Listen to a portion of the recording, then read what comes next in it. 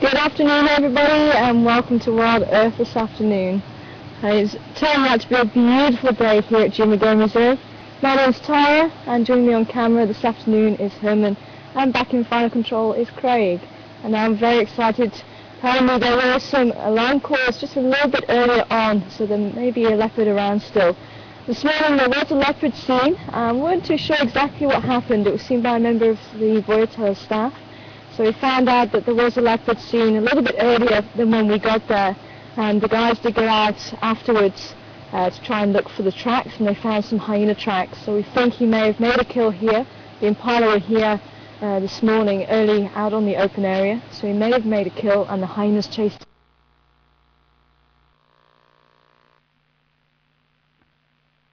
it warm.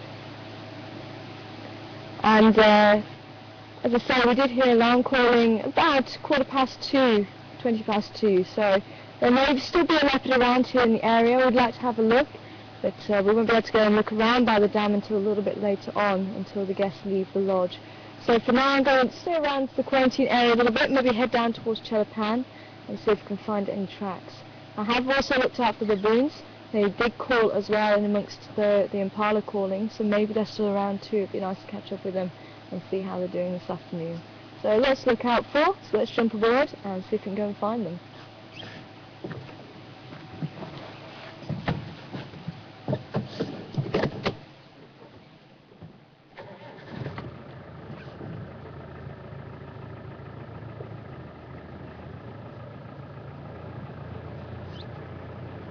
It looks like the impala did walk over. I think there was somewhere to our left, down towards the dam.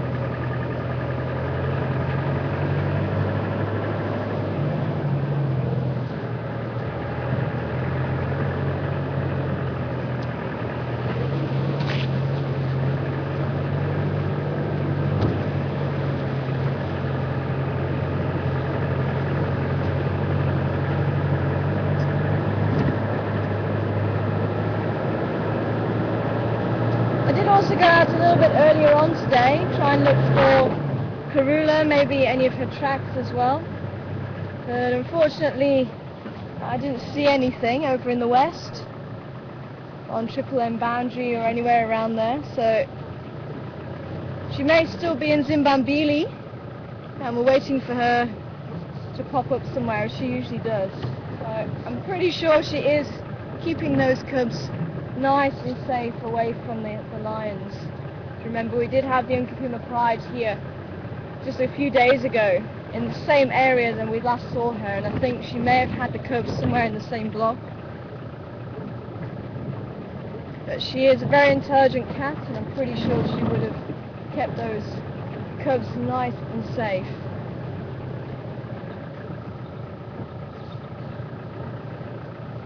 Just checking for any of the leopard tracks, because he was somewhere in this block here. And I think we'll just have a quick look down towards Treehouse Dam, and by that time we may be able to go up towards Gowrie Dam. So we'll do a bit of a loop, I think. And also out and about, managed to find some elephants.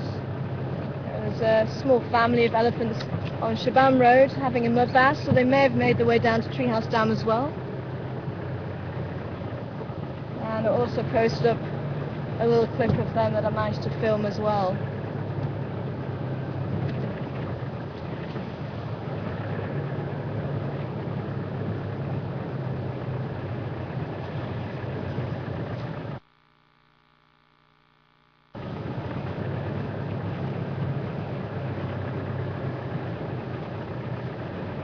That's obviously why we weren't seeing him this morning, because he got chased off.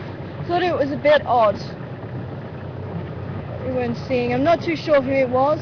My guess is Mishu. He was the last one that we saw around that area. But it is difficult to say who it was. I can hear you, little one. Where are you?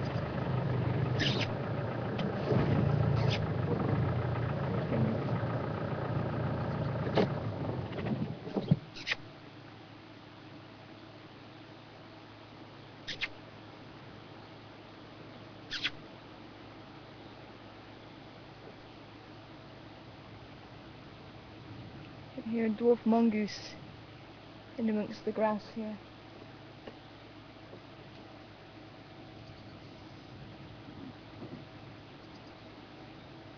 Come around and say hello then, little one.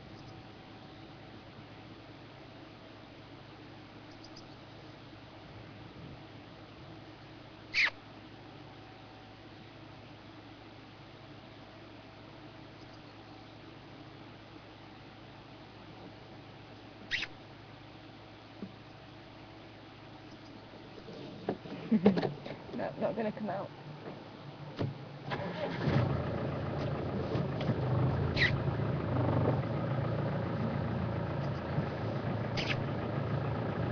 Sometimes they come out to see what the noise is.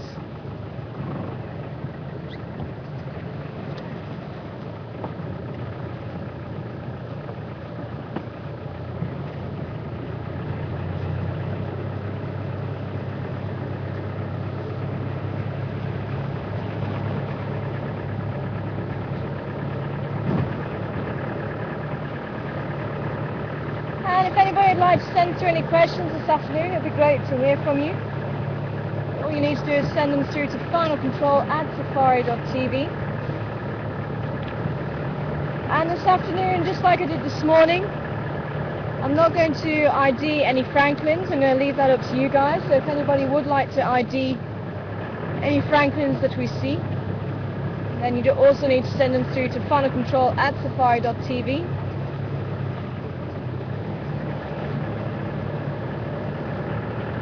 You just need to put in the subject line which Franklin you think it is. So if we do see any Franklins this afternoon,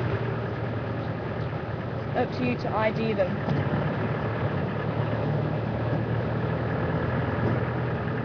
We'll see how well you do.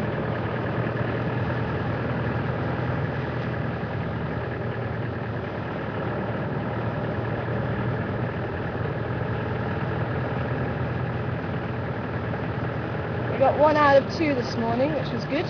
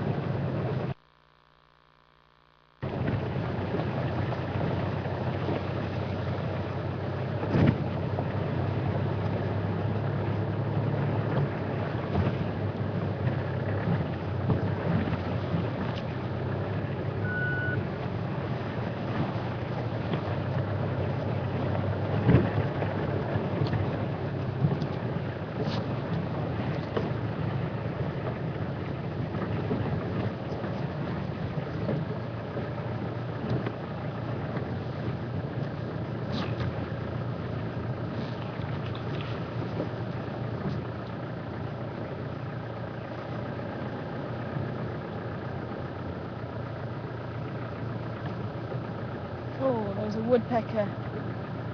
Just flew off.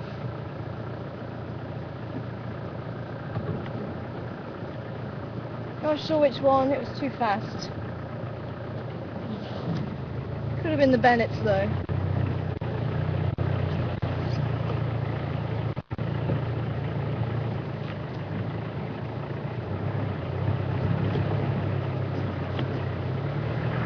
So taking Twin Dam Road down towards Chelapan. And seeing if anybody's making use of the mud wallows down here.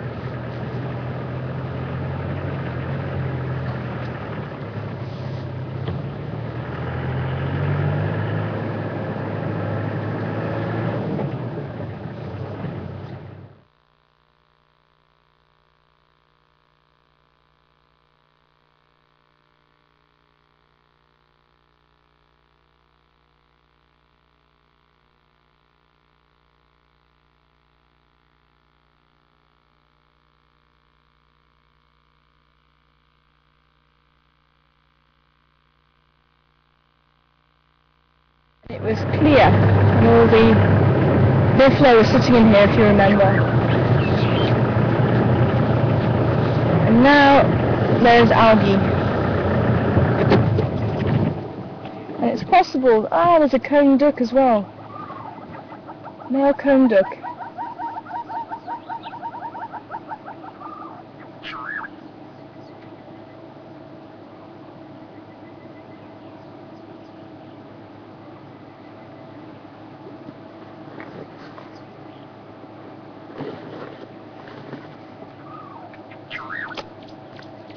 The sound you were hearing was the hornbills calling there.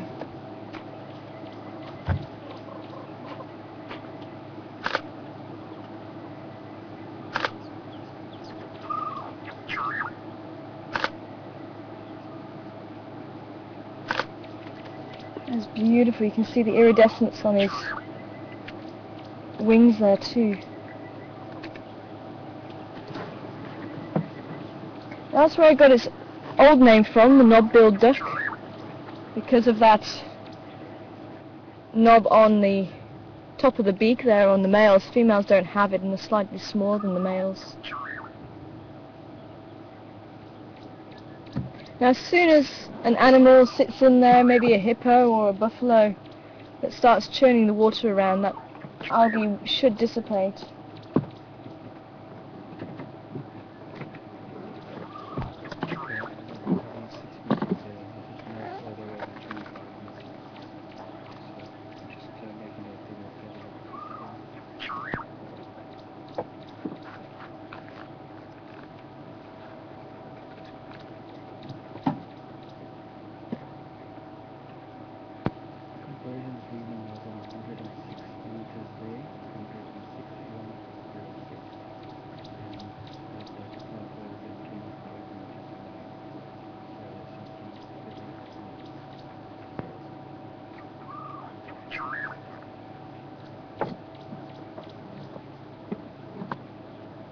This is also, there were some people asking a little while ago about migrants. This is also an inter-African migrant. So as the summer draws to an end, they will be heading further north to the centre of the continent.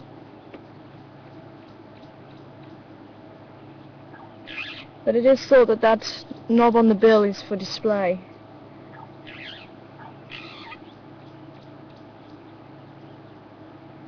And hence why only the males have it. Got a lot to say, little one, today. Got a virtual starling sitting above our heads, chattering away.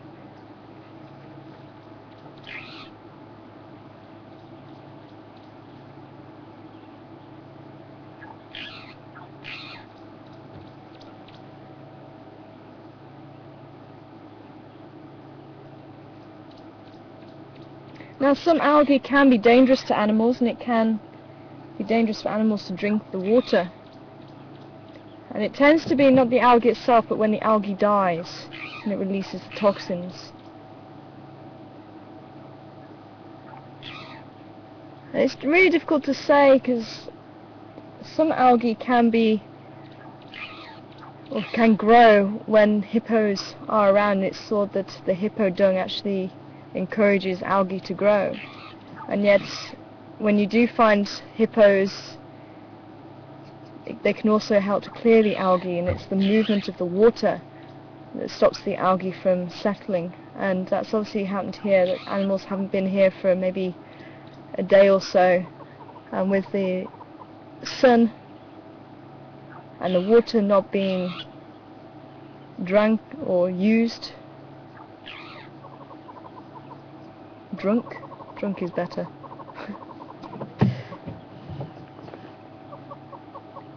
And that's possibly why this algae has bloomed again.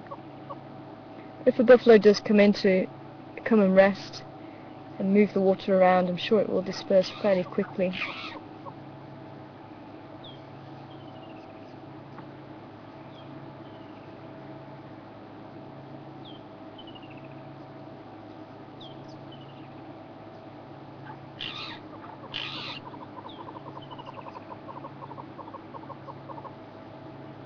I know there are some areas in Kruger where they found that algae build-up can be because of too many hippos, and I think that that's the possible reason that maybe gets to a stage where there's too many hippos in one spot, and that's when the algae does bloom, maybe too much, because there's too much dung in the water.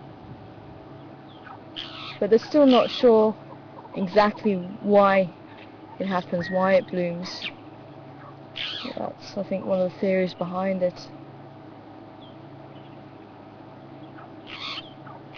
So I think, again, there needs to be a balance.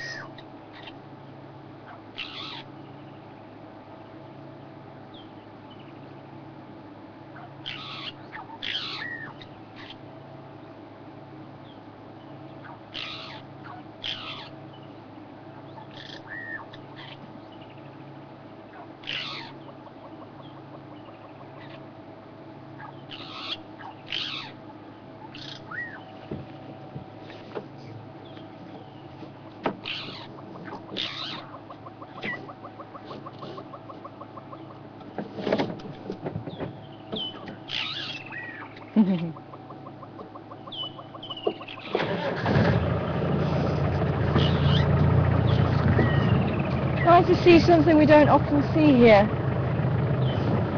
Comb duck. Old name, knob-billed duck.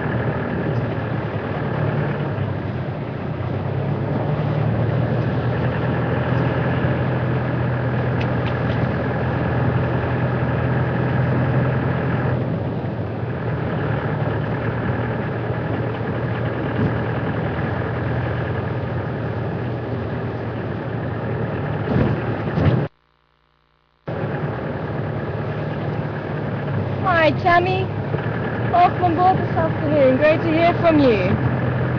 And it was a comb duck, C-O-M-B, comb duck.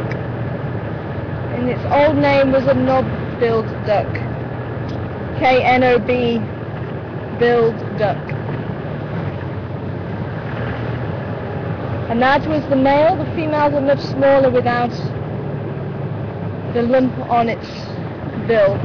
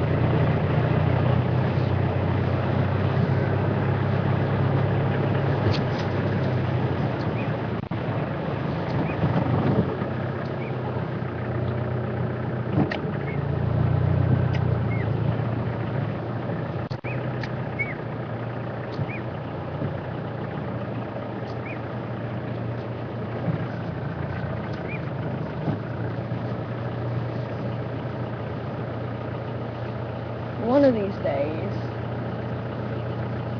I'll get to show you this bird. It's so secretive.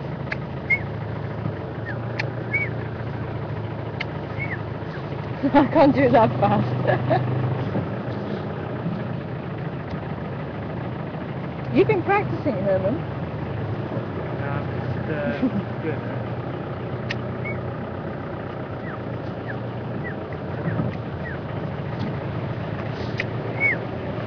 Black back, puff back.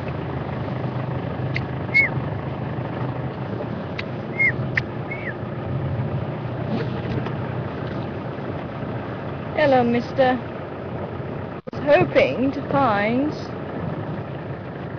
some elephants here, but they may have come out down the bottom. It wasn't too far away.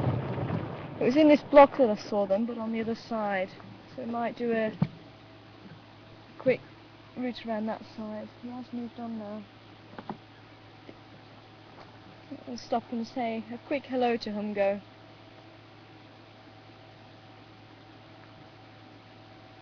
He was also out and about when I drove past earlier. And he just grazes on the side of the bank here during the day. He sneaks out for a little bit. Trouble is he's too quick before I can get the little camera.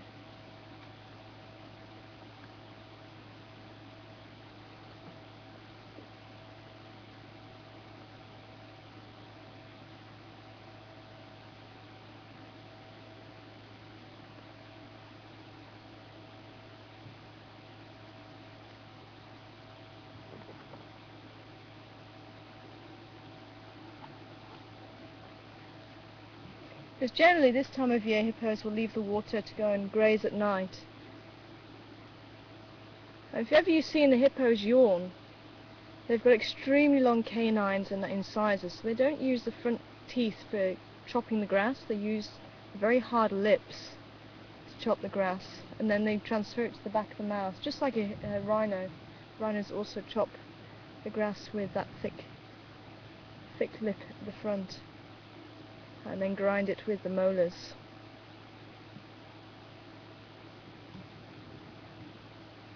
There we go.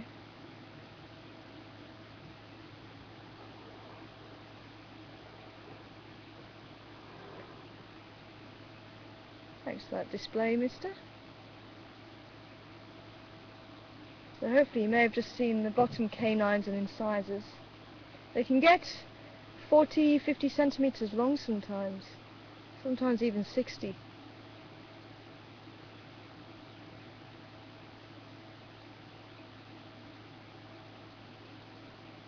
It's quite an old hippo, so he could have lost some of his teeth because of old age. He could have possibly lost them in a fight.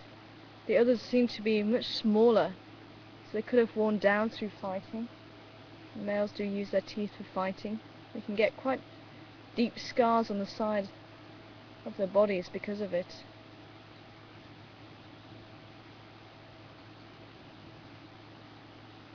So their teeth can be much longer than what you saw then.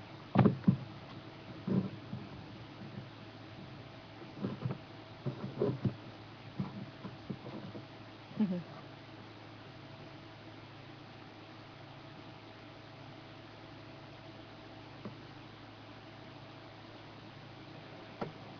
was hoping he was going to surface again, but this is the bird that's calling. This is the one down here, these two here. This is the female.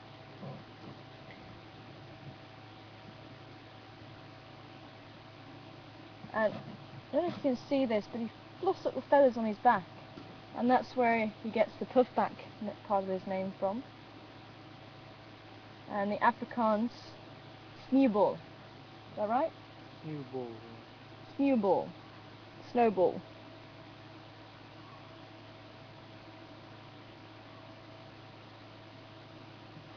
So blackback, puffback, that's the bird that's making a very distinctive call. And they'll start to call very quickly, and they'll even flutter a few meters above the ground and show off those feathers on its back as a display.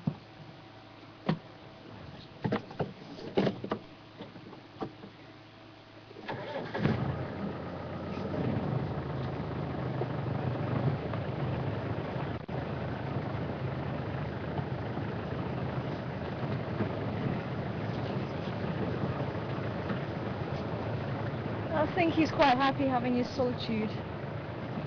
Seems to like to be here on his own. Oh, and some white-faced ducks just flew over. Make quite a high-pitched whistling. You may hear them on the waterhole camera.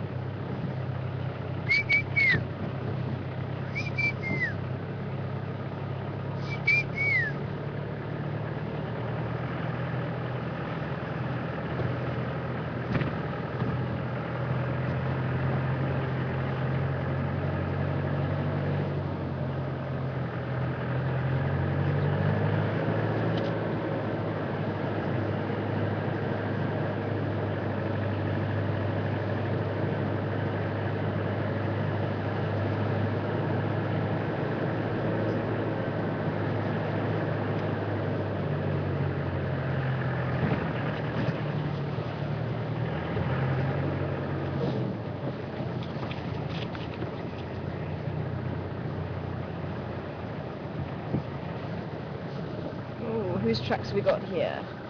Rhino tracks. Going that way. Swerving on the road again.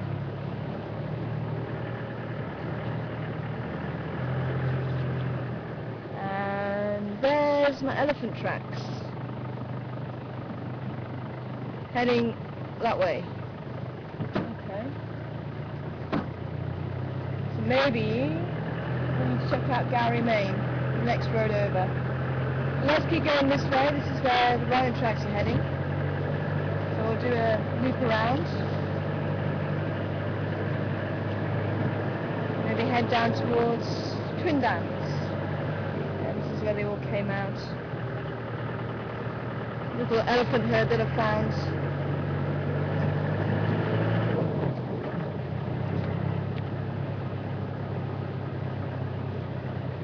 There's a mother and two calves from what I could see.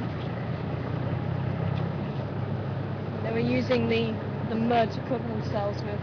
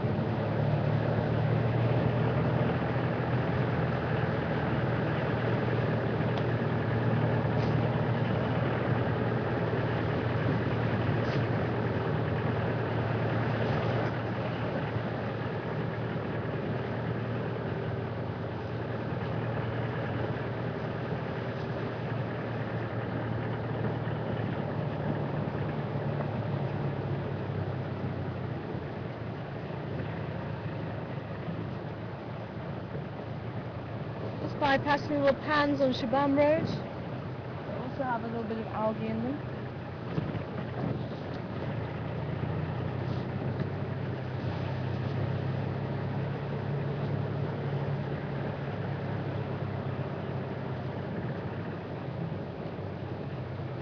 And I think our rhinos crossed over. Yeah, there's the tracks.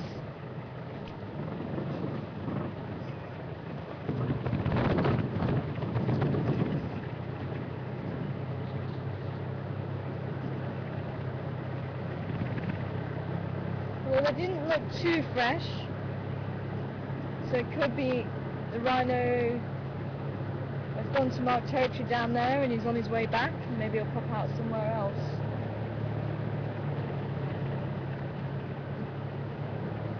I'd love to catch up with some rhino this afternoon. It's been a while since I've seen them.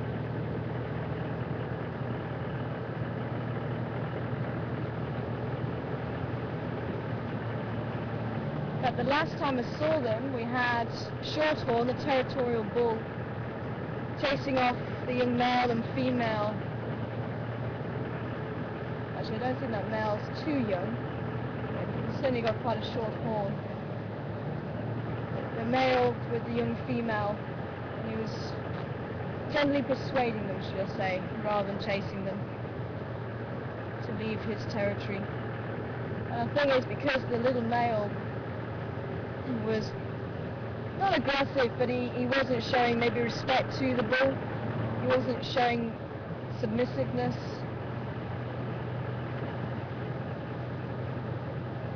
Because territorial bulls can be quite relaxed with other young bulls as long as they are submissive.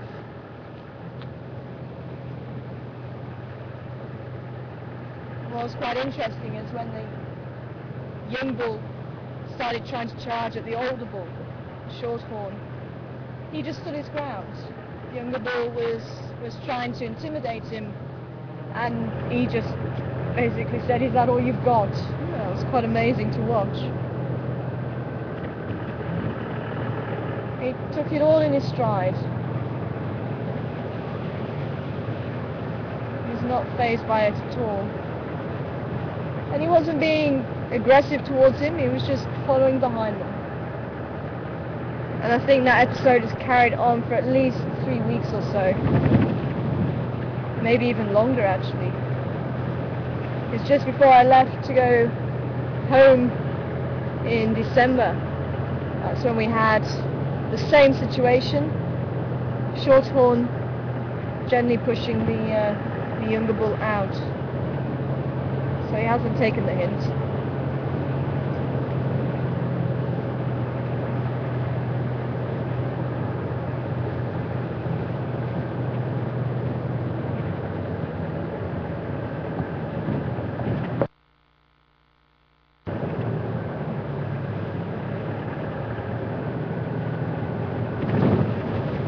I was hoping we may see the owl coming out this.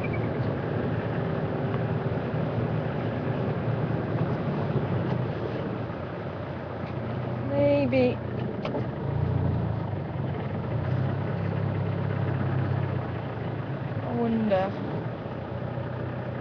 Let's head down towards the Twin Dams and come back along Elephant School Road.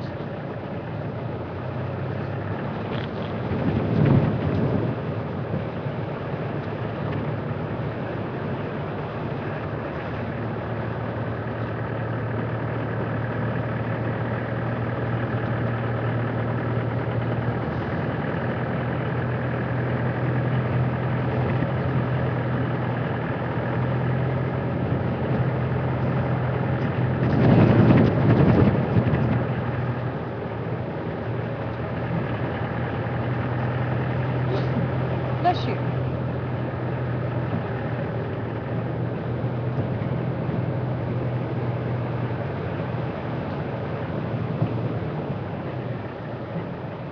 We've got some more elephant tracks here, so maybe.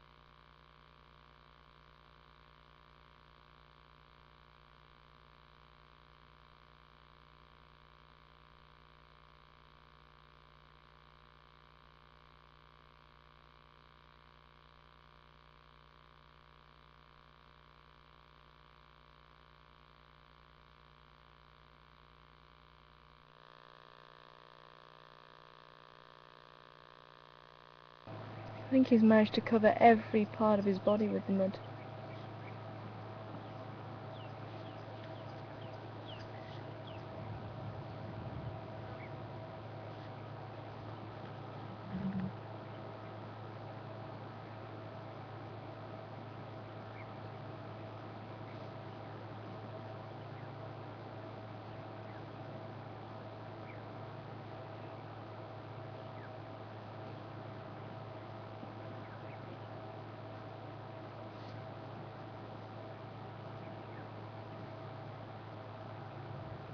It seems to be males, old males, need to roll in mud a lot more than younger males do, or even females. And it's possibly because the fur gets much thinner with age, so they need to have extra protection from the sun. So that could be why you find the Duggar boys, the old bulls, rolling in mud more than the younger animals. And that's where they get the name from, Duggar boys. Duggar meaning Zulu. There's another one actually further into the bush.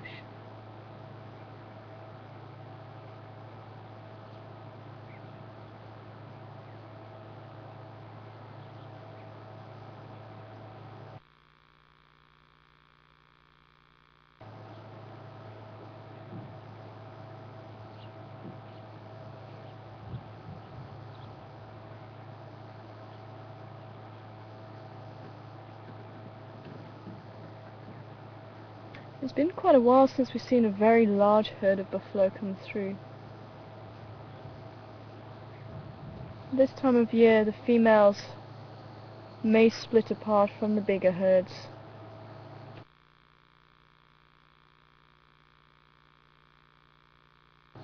Just like elephants do, the elephants tend to split apart from the big herds and the smaller family units tend to go. And even though they're one of the big five, and they can be incredibly dangerous, especially on foot, it's hard to imagine an animal just a few meters away like this can be so dangerous. But that's the thing you've always got to remember. And as long as you respect them and you don't encroach on their personal space, then there's no reason for them to attack you or to be aggressive towards you. And you can see this buffalo is slowly moving towards us. It's up to him. It's on his terms to come to us. He's quite happy. He knows that we're not going to be a threat. He's busy feeding, which means that he's relaxed with us being here and our presence here. And the same goes for any animal. If they begin eating or looking away from you, maybe even exposing their bellies, like in the cats, that shows that they are quite relaxed.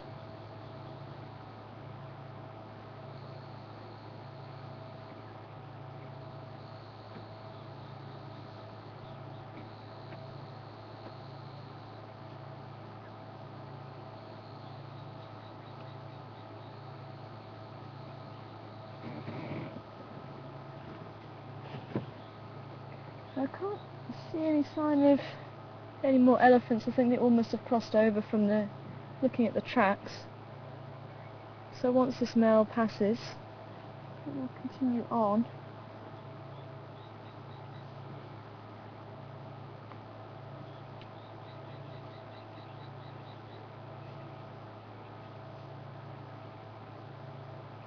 But this male's probably about 800 kilos. I have seen some buffalo bulls looking much larger and looking like small rhinos. They can get up to about a ton or so in weight.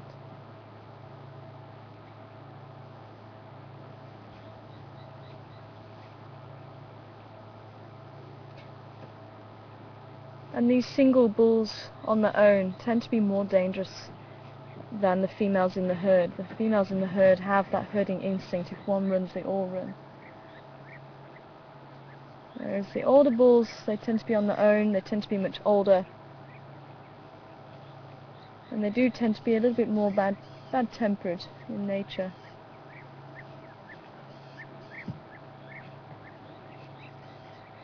This bull seems to be quite relaxed. He's coming within about 3-4 meters of us.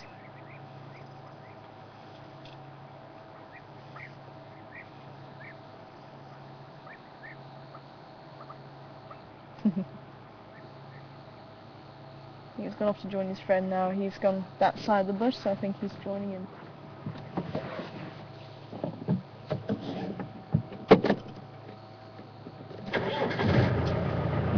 The African buffalo.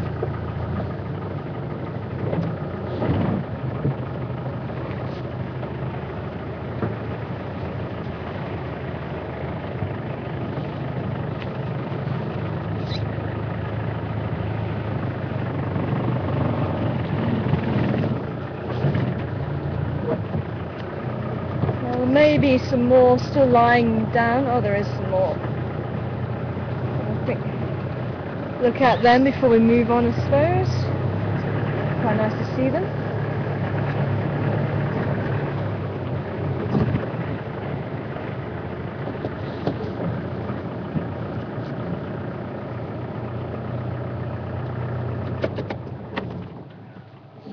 You might be able to see the face a little bit better. Even though he was pretty close, we couldn't see his face too well.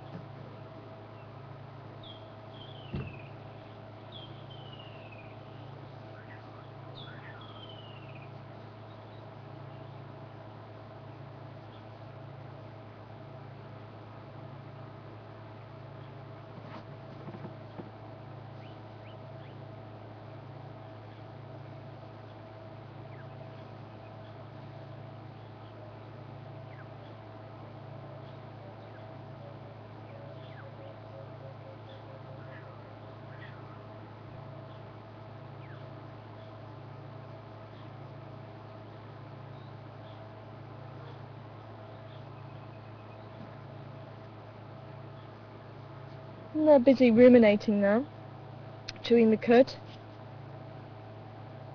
regurgitating the food that they would have eaten earlier on today. And while they're able to relax and cool off, they can start the digestive process by mixing around with all the saliva and the bacteria from the rumen, all those larger pieces of vegetation that they're not going to be able to digest without this process. You can see it's quite frothy in his mouth now. He's chewing it down, make it a soup kind of consistency before he swallows it. And it goes through the normal digestive process.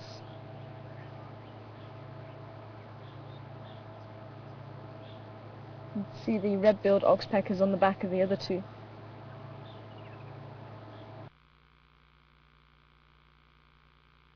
And thanks to Leela for sending in some information on the oxpeckers. And there's been some research done recently into how effective oxpeckers are at taking ticks away from the animal. And it's now believed that the red-billed oxpeckers are maybe not as efficient at clearing away the ticks as what was first thought, and they're more efficient at keeping wounds open. Now, we've always said this in the past, but it seems to be that they're more likely to keep wounds open than what was once thought. And they also eat the mucus from the nose as well as the other excretions from the eyes and ears, earwax, as well as the ticks. And what's quite interesting is they're not sure if the yellow-billed oxpecker, which we haven't seen here, it looks like it doesn't rely as heavily on the other substances like the earwax and the mucus as what the red-billed oxpecker does, or even the blood. But what it does rely on is the bont tick. And we do get the bont ticks here, which are quite large ticks. And that could be the difference, or the reason for the difference in size in the bills. The yellow-billed oxpecker has a much broader bill than the red-billed oxpecker.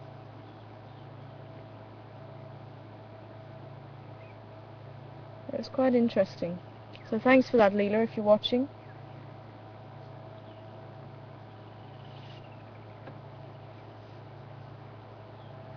Let's see if we can find a closer oxpecker to have a look at.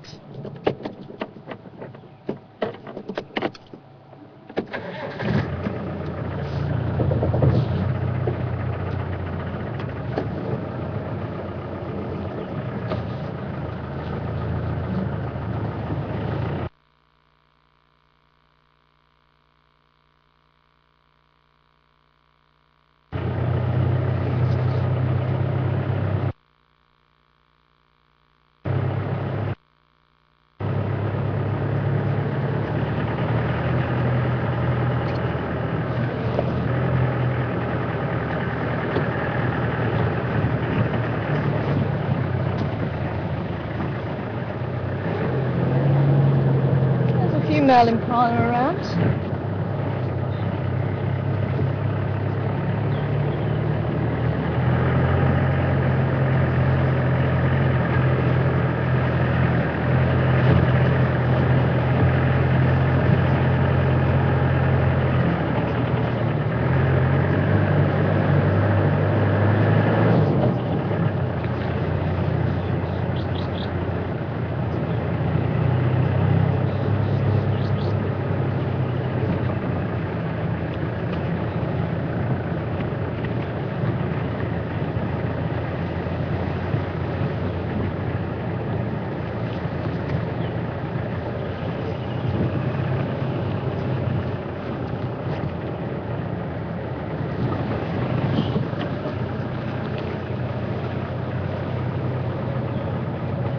Elephants also pass through here too.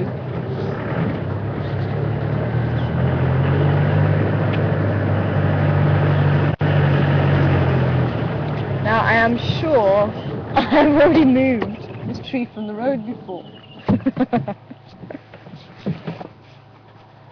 could be wrong.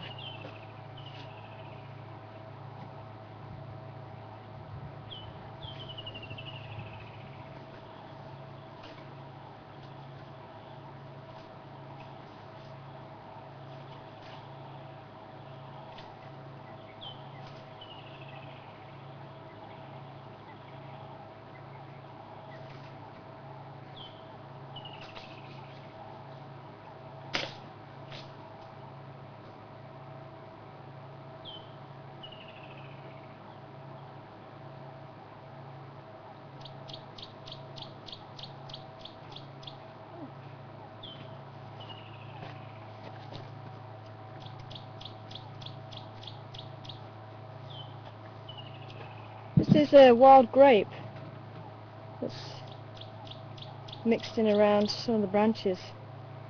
See quite a nice sized leaf.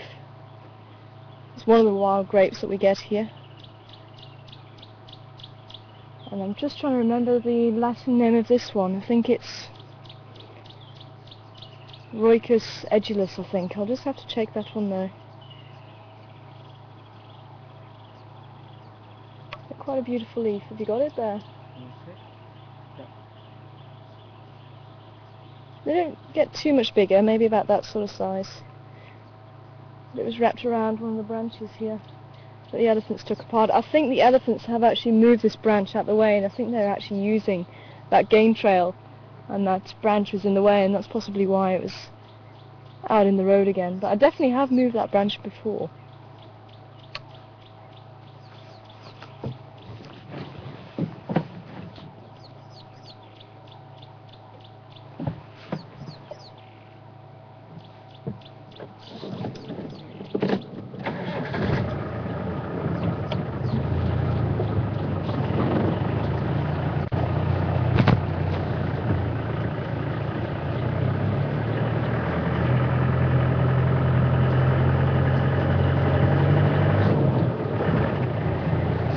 So I think these are the elephants that were over on the eastern side this morning. They've cut through and they've come down here. And our elephant herd that I was hoping to catch up with by Treehouse Dam crossed over Gary, Maine there.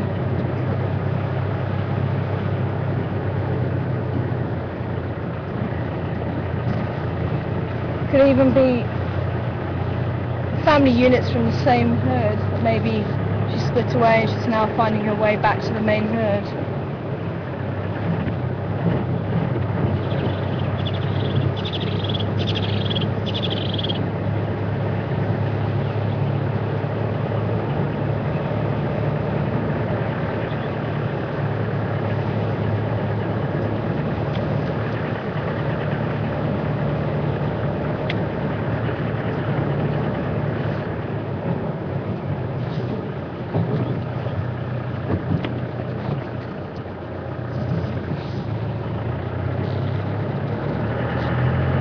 We're going to slowly make our way back towards Gary Dam now and have a look around there for the leopard, and I think was around there earlier. And if we have no look at this time, then we'll head up towards Whittleshook Dam and then come back a little bit later on when it cools off a little bit.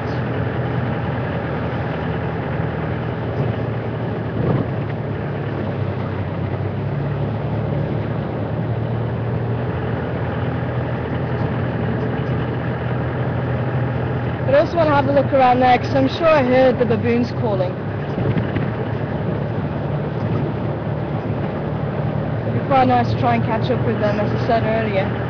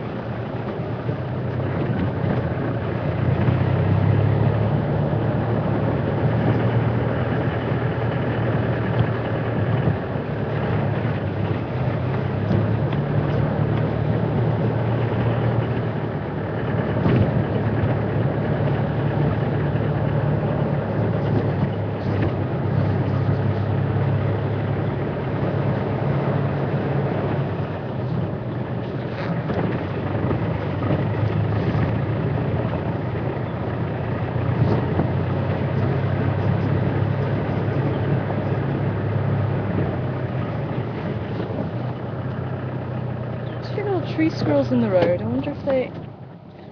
Now one looks quite small, maybe it's the offspring of the other one.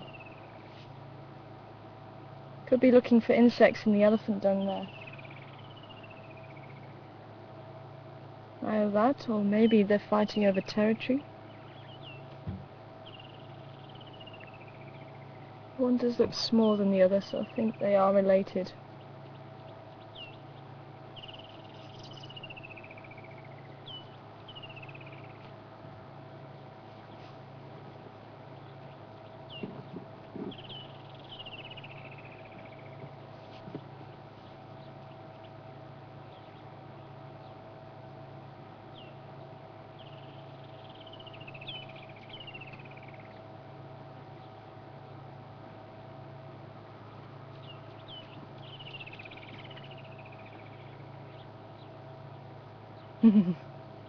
Yeah, it does look like it's a little family. Another one just popped out the woodworks there.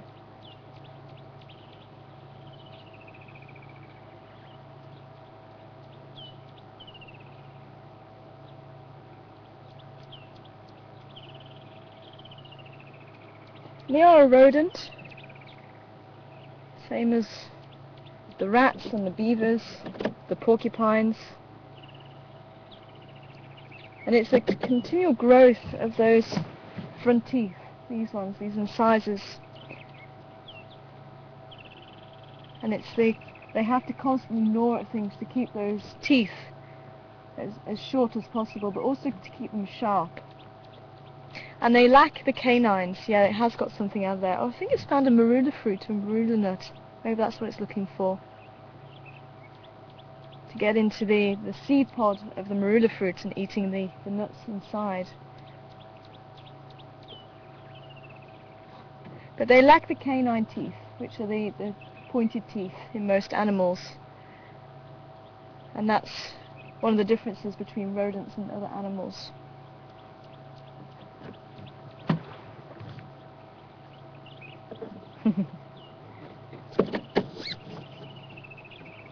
Enjoying those marula seeds. And I must admit, I've never eaten a marula seed. I'm quite looking forward to tasting them.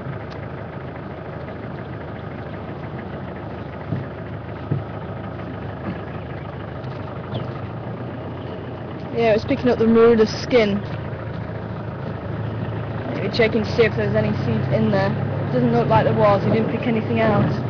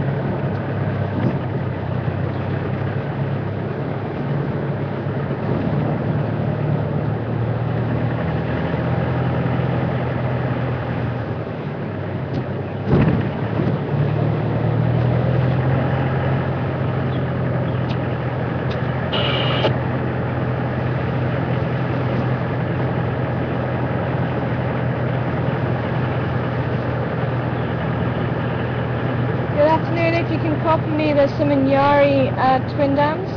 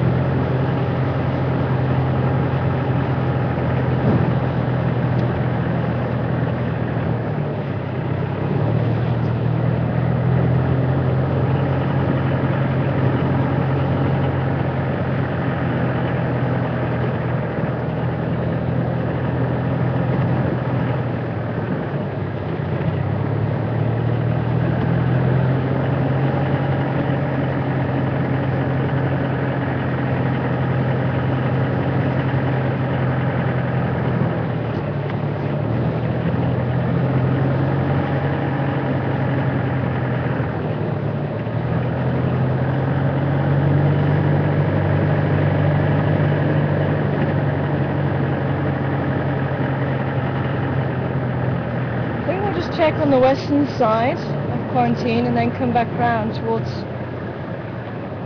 Gowrie Dam. See if there is any tracks this side. They could have even gone into the drainage line behind Boyatella Lodge, behind our camp. I'm pretty sure it was one of the boys. It's probably the same leopard that was seen this morning.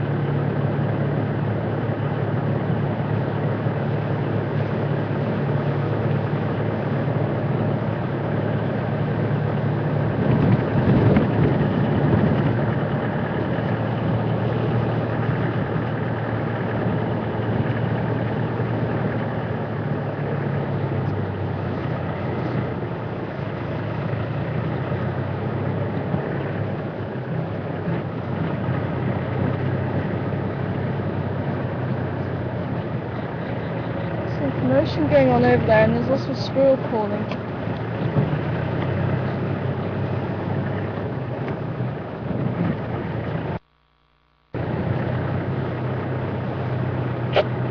Afternoon, mobile.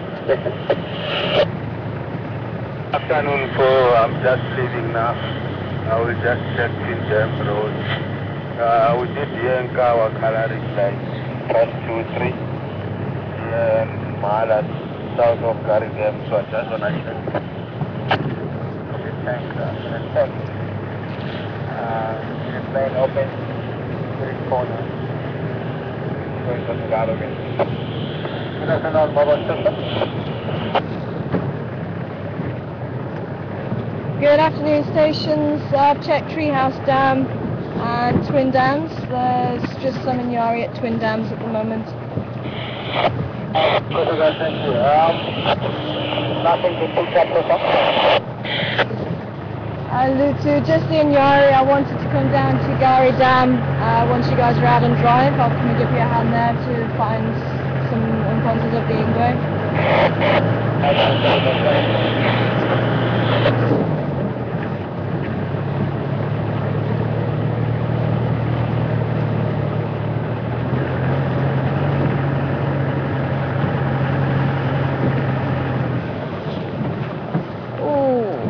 You're going to be able to get those Franklins there. And a Franklin hunt this afternoon. And see if you guys can ID these little Franklins. Quite a common one that's seen.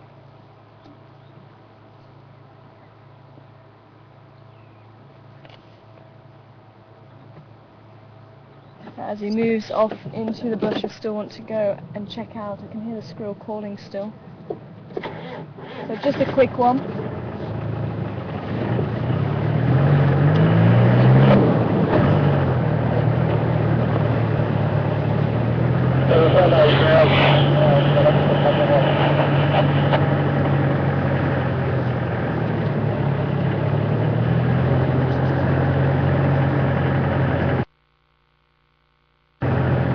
Sorry, were you asking if I've checked? That's negative.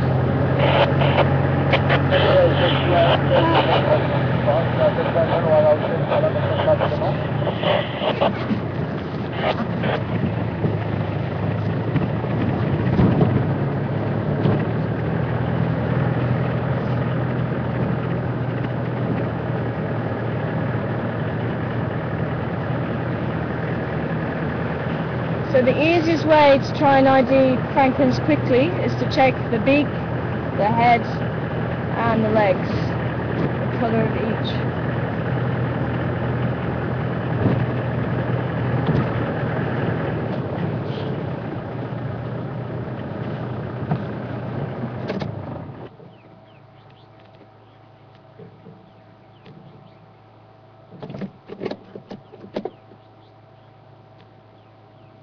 The squirrel's calling from in here somewhere.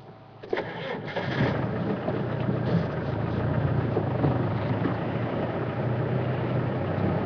somewhere here, I think.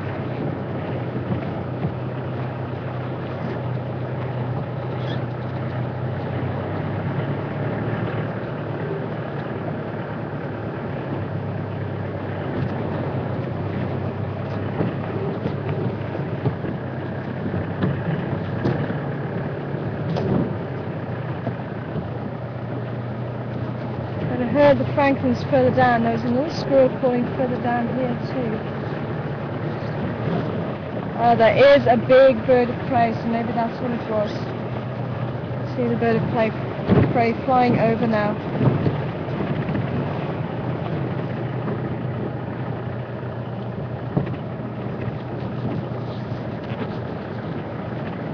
Oh, hello warthogs. No, stay there.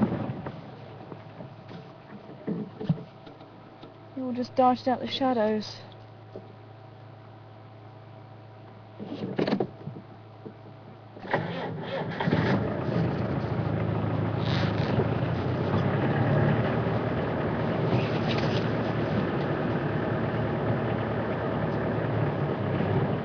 Yep, the calling has stopped and the bird has flown away, so I think it was the bird of prey this time that they were calling about. It's always worth checking out. Ah, there's some more warthogs there.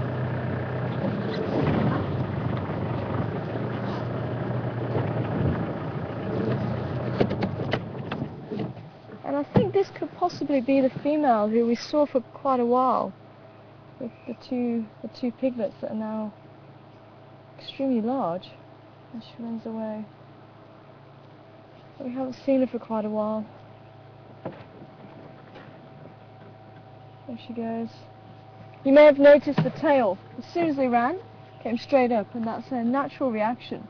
As soon as they run, that tail stands up so that the other warthogs can follow where they've gone into the bush. It's a follow me sign. And what's quite interesting, I've noticed, if they're only at a trot, the tail only gets raised about that high. And if they start getting a little bit faster, the tail steadily gets faster and gets higher. So almost like a little speedometer. It's quite funny. Check it out next time you see a warthog running away.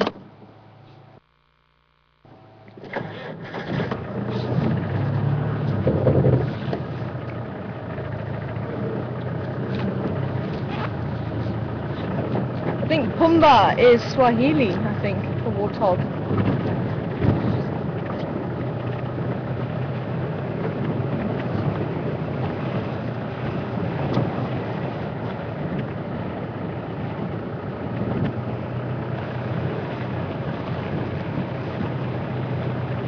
Now, a bird of prey will cause that same reaction that the squirrel shouting and the francolins, it depends on where they are. They can see the prey, hunt them. So that's why they'll give an alarm call for that bird of prey. And that's why it's sometimes quite difficult to determine what the squirrel is shouting at. The squirrel, even though it's extremely good at picking up predators and will give the alarm call and the other animals will listen to it, I've never heard a difference in the pitch for each animal. It doesn't seem to have any discrimination between a ground predator, an aerial predator, a snake, a bird, an animal, whereas the monkeys do seem to. The monkeys have a different language. They do distinguish between certain predators, but not the squirrels.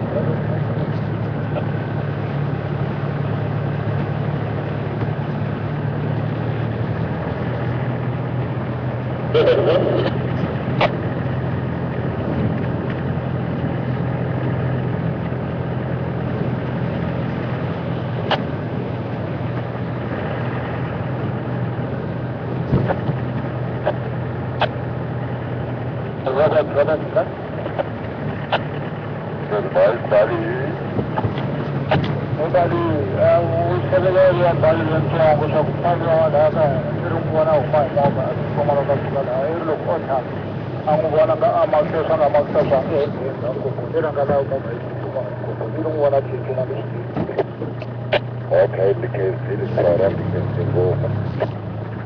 So, buddy.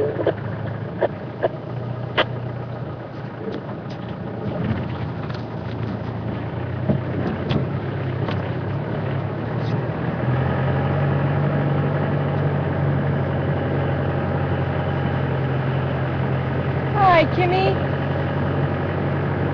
Good afternoon to you, Kimmy. And you'd like to know, has there been any baby buffalo seen recently? We haven't seen any of the breeding herds recently. I think the last time was probably a good couple of months ago now. So there may have been, Kimmy, but we haven't had a chance to see them yet. Now this female is quite far from the rest of the herd. The rest of the herd are just to the left here. And this female is on her own, and I wonder if it's the same female as this morning. And I wonder if she did lose her baby and she's still looking for it. Could well be.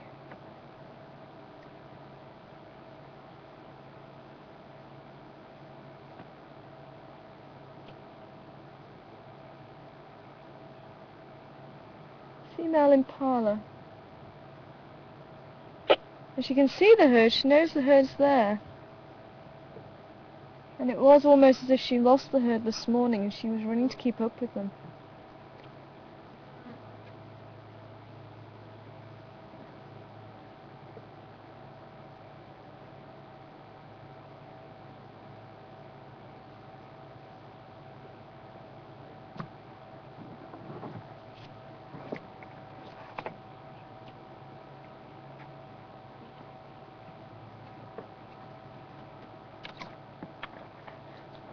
Now what I found very interesting the other day, I was driving back from dinner, driving to dinner actually, and we use this road that we're on now, and the impala are very good also at detecting predators, and if they do, they give an alarm call, which is a snort, and that's what we heard about 2:15 this afternoon on the waterhole camera. If you were on that channel, it was the impala alarm calling. And I heard the impala give an alarm call, and they're all looking down towards the dam, and I was really convinced there was something there.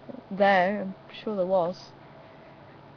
But what was very interesting to me, the alarm hyena and stood next to the impala and looked in the same direction as what the impala were looking. So it was obviously responding to their alarm call, and it was seeing if maybe the leopard had made a kill. And that to me was quite amazing. And even though you know that the animals do listen to each other's alarm calls, it was still quite astounding to me that a hyena would also listen to the alarm call. And it was almost a comical moment, because the impala were so focused on looking down where they saw a predator. One or two sort of took a second look, because it was stood next to them. They kind of looked and looked again, and then started snorting a little bit at the hyena. But the hyena clearly wasn't hunting them, it was trying to see what they were looking at, and see if there was going to be a free meal. But very interesting.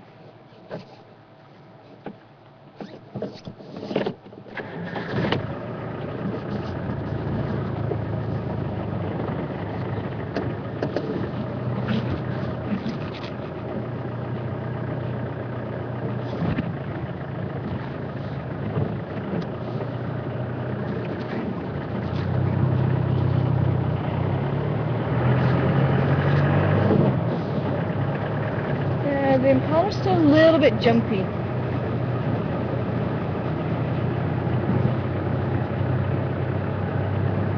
So I think it might be worth us. We've tried Twin Dam Road.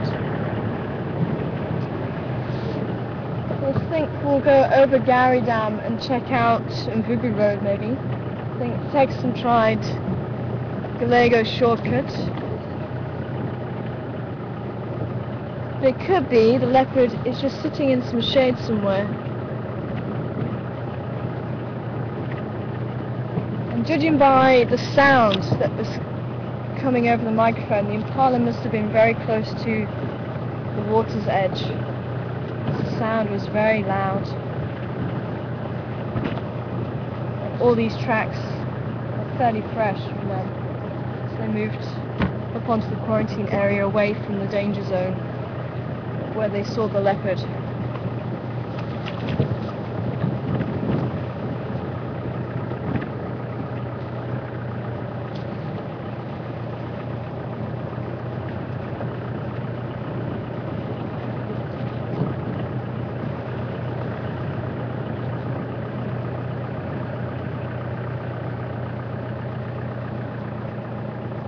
Hi Laurie.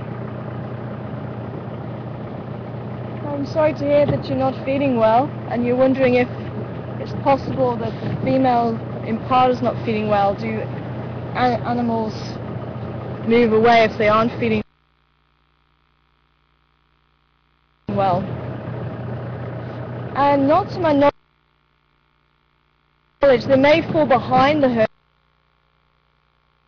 herd because they're not as fit in the car and keep up with the herd, but as far as I know, that I think she is still looking for her lamb, quite possibly. I think that's what happened last night or early this morning. I think that's what was hunted this morning and she's trying to find it.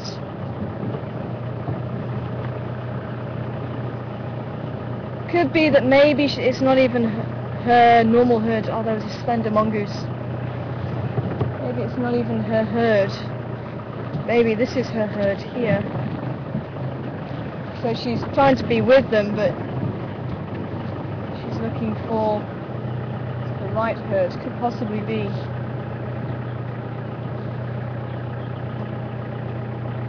There's a few impala here.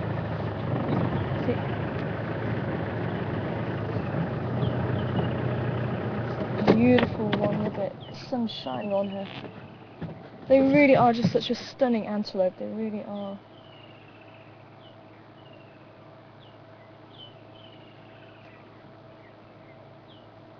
And that is the ones that leopards and other predators will quite often single out because they're not going to put up as much of a fight or struggle. So they single out the young, the old, the injured, the sick.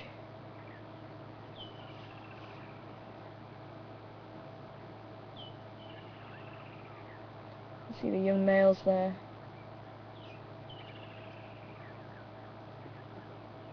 It's probably come up for about 2 years old, that one.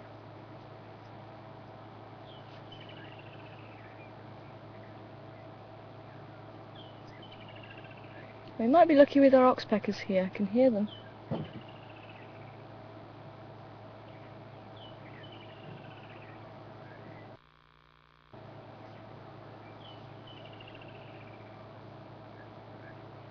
So it's empty at the moment. In really good condition.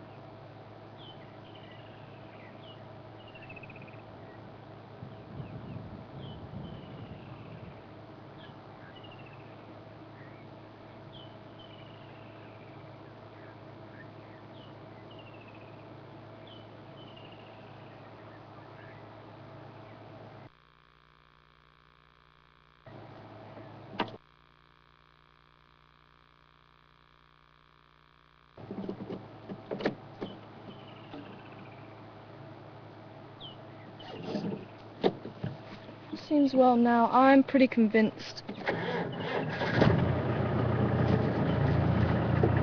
He's in the drainage line at the back here somewhere.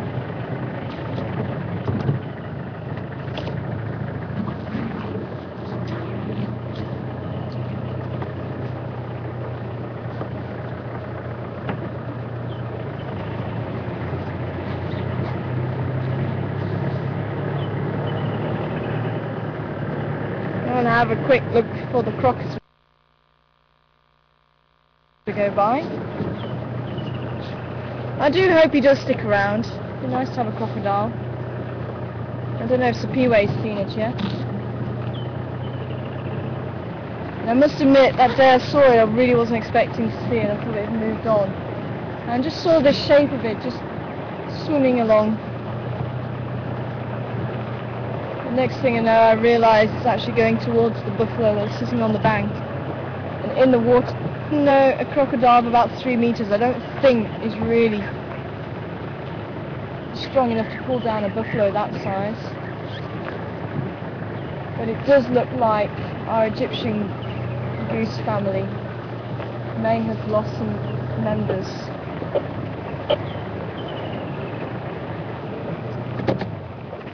Oh, it is a shame. They were doing so well. It looks like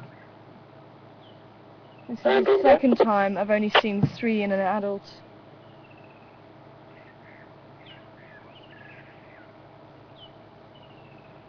After they're doing so well, maybe the crocodile had them.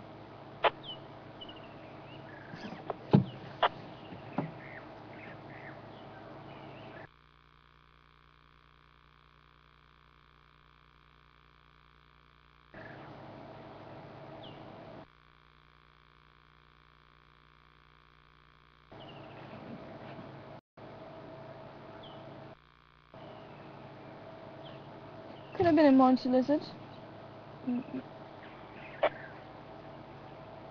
Good afternoon.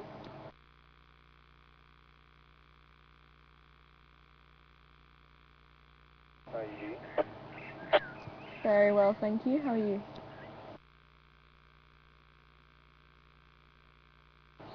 I'm lost without my tree. Shame, man. I thought I heard them and I hear it. And we heard the impala calling, and it sounded like there was some of the troop calling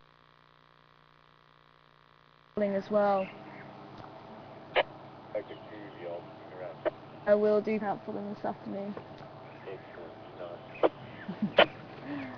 I always am. Yes, I'll see you later.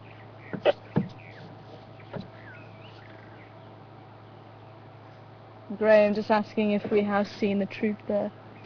If we do have any new viewers, Graham has been studying the baboons.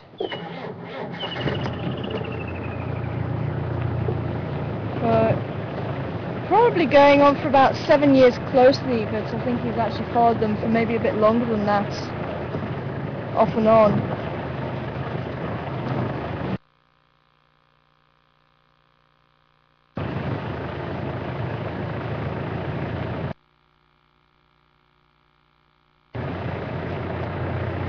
So he's also going to try and go out and have a look for them. I'm pretty convinced it sounded like the baboons were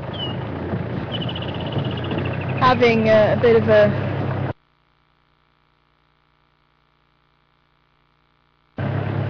fight between themselves, and then it started getting a little bit more insistent, and the impala was starting to join in. I think that predator around with them.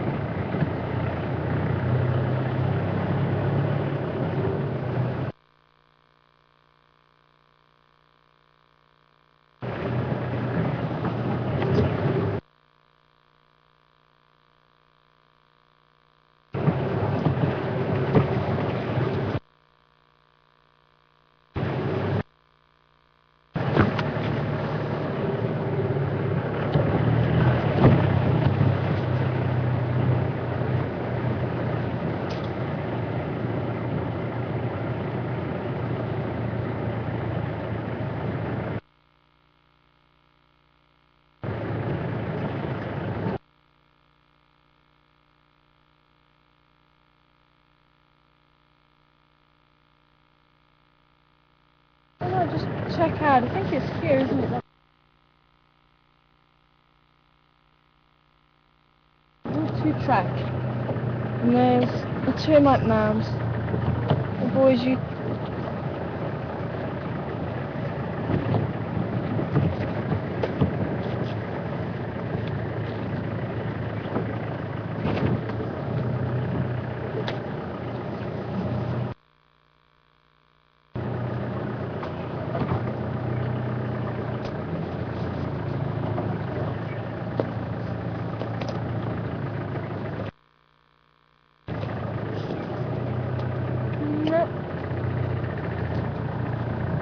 don't see anything there.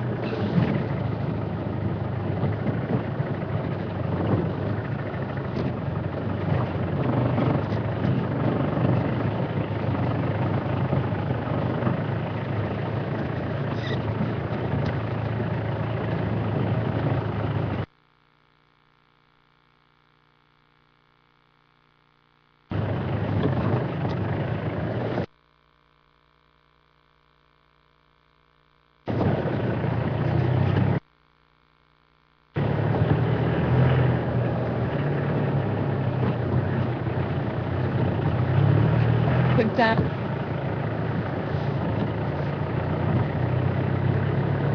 But I think the Impala are going to be on very high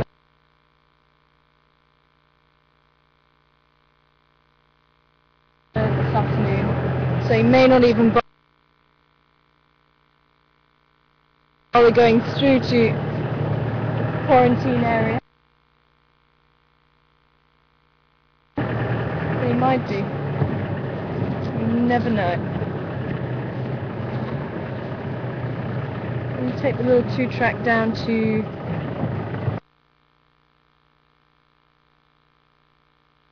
the rims. Well, the Franklin in the road.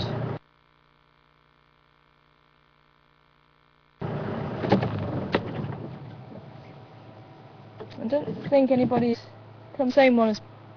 Check the bill and the legs and the head. So you've got a grey bill, dark cap to the head,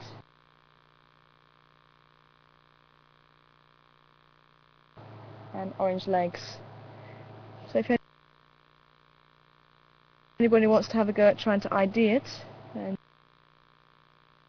send your answers through. This particular Franklin's to call in a duet, or antiphonal duetting, when two birds call at the same time, usually a male and female, and it sounds like one bird.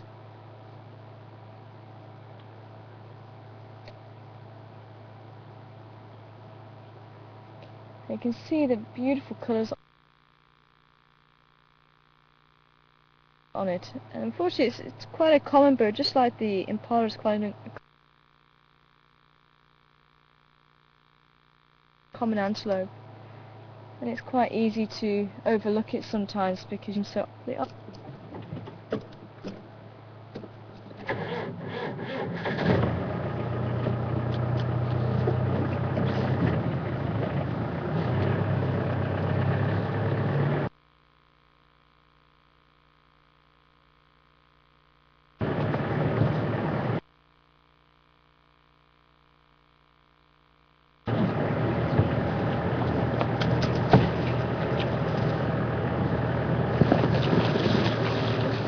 thought she couldn't be too far.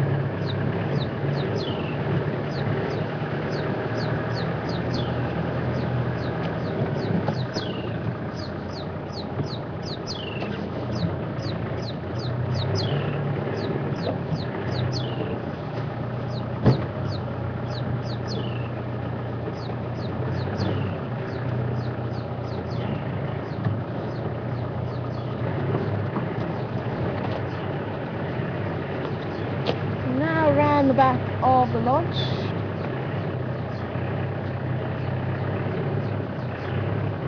Which is where I think this leopard went.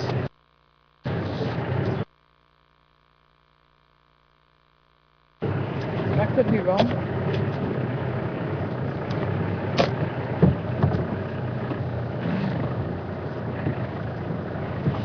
Hoping you might be sitting in a tree at the back here. Or even the baboons sitting at the back here.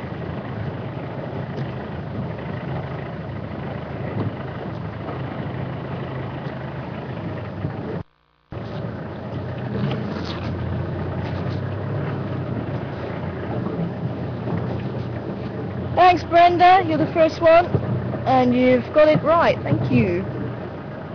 See if there's any others coming through before I reveal the answer. Thanks for that, Brenda.